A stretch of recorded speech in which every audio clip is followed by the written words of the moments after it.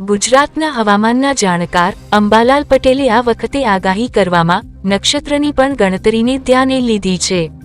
બંગાળની ખાડીમાં સર્જાઈ રહેલ વરસાદી સિસ્ટમ નભોમંડળમાં નક્ષત્રની ગણતરી કરીને અંબાલાલ પટેલે આગાહી કરતા જણાવ્યું છે કે મધ્ય ગુજરાત અને દક્ષિણ ગુજરાતમાં ભારે વરસાદની સંભાવના રહેલી છે.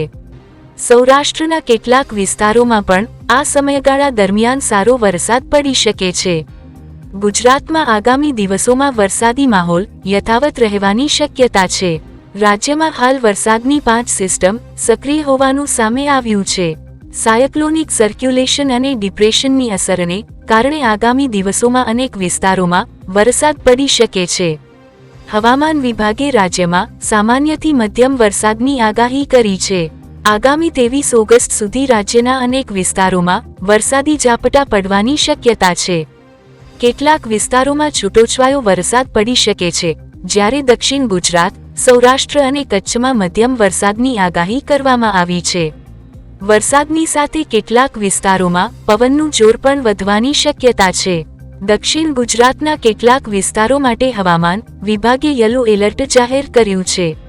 સુરત, નવસારી, દમણ, વલસાડ, નર્મદા અને ડાંગમાં વરસાદની સાથે ભારે પવન ફૂંકાવાની શક્યતા છે. આ વિસ્તારોમાં સ્થાનિક સ્તરે વરસાદી ઝાપટા અને ભારે પવનને પગલે લોકોને સાવચેતી રાખવાની જરૂર રહેશે.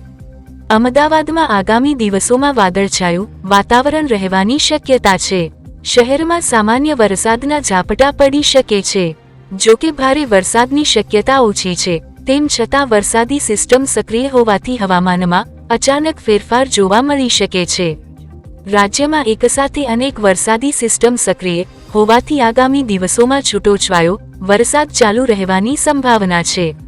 ખાસ કરીને દક્ષિણ ગુજરાત અને દરિયાકાંઠાના વિસ્તારોમાં વરસાદ તથા પવનની અસર વધુ જોવા મળી શકે છે.